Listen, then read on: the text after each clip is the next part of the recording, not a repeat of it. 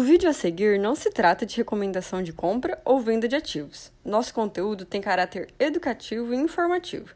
Queremos fomentar o debate sobre investimentos e aumentar o número de investidores no Brasil.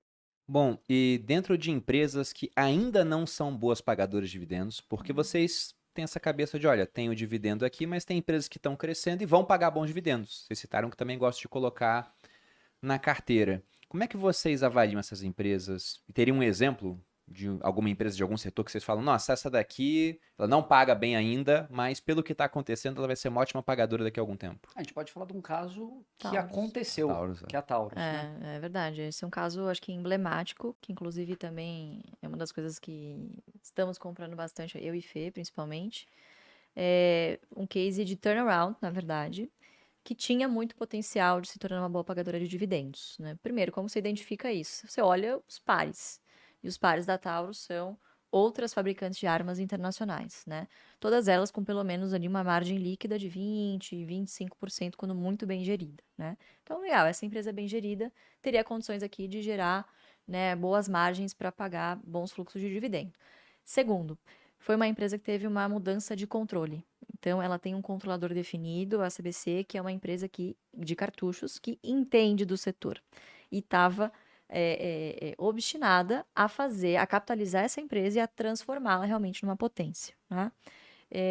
E terceiro, você tinha ali, obviamente, com tudo isso acontecendo, teve também algo que ajudou, não foi determinante, não foi né, enfim, o que determinou toda a história, mas você tinha ali toda uma narrativa que naquele momento era pró-armamentista, cada vez mais a gente discutindo esse assunto de você ter a liberdade de se defender, né? Então, muitas vezes as pessoas pensam na arma como uma coisa agressiva, quando na verdade ela tem que ser vista como um movimento de defesa, né?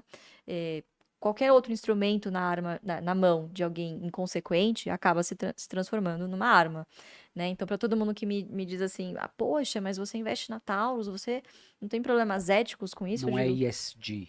ou eu digo, você tem Ambev na carteira? Porque, assim, os grandes motivos pelo qual as pessoas sofrem acidente é a embriaguez.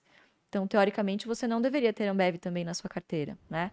Então, obviamente que, claro que cada um tem o seu momento pessoal, enfim, mas a gente tenta distinguir essa coisa mais ética, né? E olhar para o negócio como um negócio, né? Então, a gente viu muito potencial nisso lá atrás, de 2017 para 2018, quando todas essas mudanças estavam acontecendo ao mesmo tempo, né?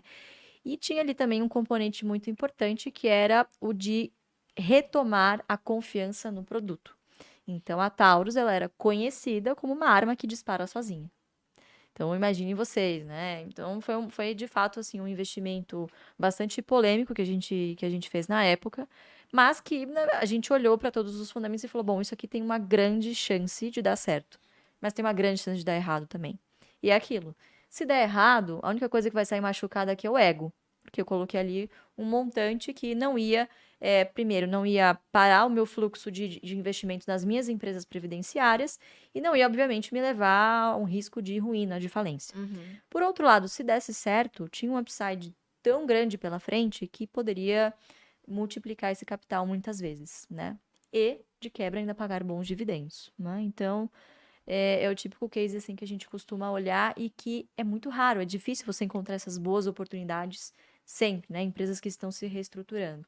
E é isso geralmente que o investidor procura. Infelizmente, a gente vê aí investidores iniciantes começando, achando que, por investir pouco, precisam ter a grande tacada, quando na verdade se frustram porque isso não acontece na velocidade que as pessoas esperam.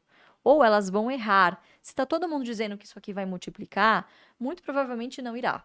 Né? Então, Já deve estar no preço alto, se todo mundo está comprando. exatamente. É bem Ou isso. isso também, Ou é né? alguém que está vendendo a narrativa para vender Exatamente, mas acho que foi um caso bastante emblemático de algumas características em negócios que a gente procura, né? Então, uma base acionária menor, que não dê para ser tão especulativa, com um controlador ali obstinado, né? Enfim, com um objetivo muito claro de levar a empresa adiante e capitalizá-la, né?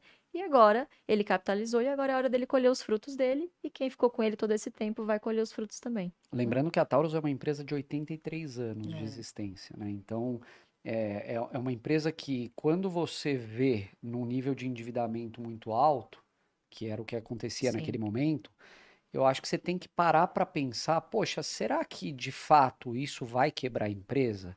Será que não vai existir alguma força oculta que vai fazer com que essa empresa sobreviva? Eu me lembro muito bem, o Fabião é testemunha, do caso da Uzi Minas. Nossa, verdade. A Uzi Minas, acho que nessa época, 2016, um pouco, todo mundo falava que a Uzi Minas ia quebrar.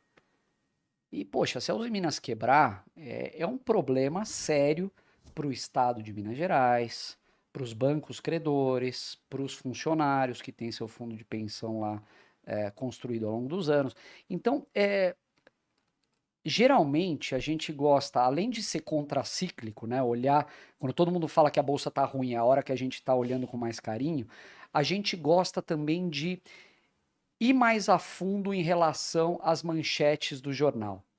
Quando você simplesmente lê uma manchete sem interpretar, sem pensar o que está, e eu acho que essa, inclusive, é uma das grandes virtudes do Barsi. Eu vi isso acontecendo, não foi uma nem duas, foram algumas vezes, que ele lê aquela notícia e se questiona, pô, será que isso realmente é verdade? Ou, né, esse cara aqui está falando bobagem, porque tem tais e tais fatores que ele não avaliou. Então, quem consegue olhar dessa forma e gasta a sola de sapato para fazer isso, porque dá trabalho, né?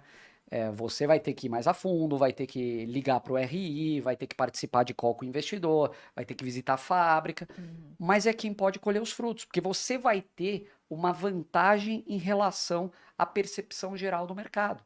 Você vai ou acreditar ou desmontar aquela narrativa que foi criada. Muito obrigado por assistir até aqui. Estes são alguns vídeos que vão potencializar seus investimentos.